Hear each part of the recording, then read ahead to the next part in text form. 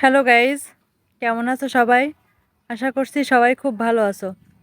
তো আজকে অন্যরকম একটা ভিডিও নিয়ে আসলাম তোমাদের মাঝে। অন্যরকম বলতে, কারা যেন বিড়ালের বাচ্চা রাস্তায় ফেলে দিয়ে গেছে। এখন আমি বিড়ালের বাচ্চা দুটোকে নিয়ে আসছি। এখন ওরা তো দুধ ছাড়া কিছু খেতে পারে না, যেহেতু ছোট বাচ্চা। তো মানুষ আজকালকার দিনে আর মানুষ নাই, কারণ মানুষের মনে যদি আসলে দয়া মায়া থাকতো তাহলে এই ছোট বাচ্চাদের ফেলে দিয়ে যেত না, তাও আবার রমজান মাস। আসলে মানুষ কিভাবে পারে তোমরা বলো তো? তো বিড়ালের বাচ্চাদের কি অবস্থা তোমরা সবাই একটু দেখো। তো বন্ধুরা, এই যে দেখো, এই যে বিড়ালের বাচ্চা দুটো, কি সুন্দর দেখতে, অথচ কারা যেন ফেলে দিয়ে গেছে রাস্তায়। আসলে মানুষের মানবতা আজ কোথায় হারিয়ে গেল, এটাই ভেবে কুল পাই না। আসলে মাঝে মাঝে খুব অবাক লাগে যে মানুষ এমন হতে পারে, যে মানুষের মনে কি দয়া মায়া নাই আসলে? যদি থাকতো তাহলে এই বাচ্চাদের ফেলে দিয়ে যেত না। একদম দুধের বাচ্চা, দেখো, এরা দুধ ছাড়া কিছুই খেতে পারে না। অবশ্য আমি খাওয়ানোর চেষ্টা করতেছি এদের, ফিডারে করে গরুর দুধ খাওয়াচ্ছি, কিন্তু আসলে খেতে চায় না।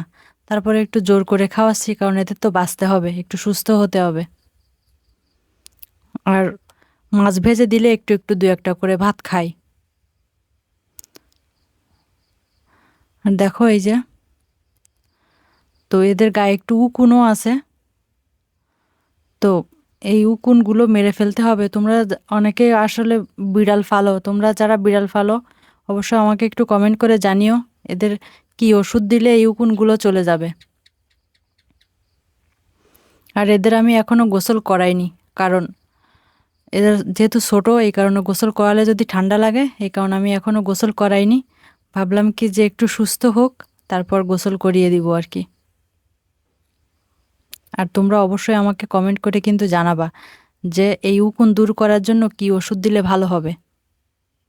আর তোমরা এই বিড়াল দুটোর একটু নাম রেখে দিও, যে কি নাম রাখলে ভালো হয়।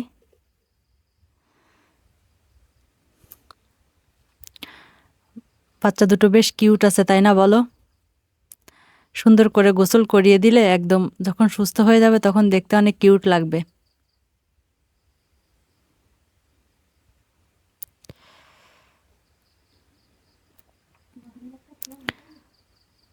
তো বন্ধুরা, আজকে এ পর্যন্ত। সবাই ভালো থেকো। আবার আমি বিড়ালদের আপডেট দিব তোমাদের, তোমাদের জানাবো যে কি অবস্থা, কি কেমন কি হলো না হলো। তো তোমরা সবাই ভালো থাকো। আবার দেখা হবে অন্য কোনো ভিডিওতে।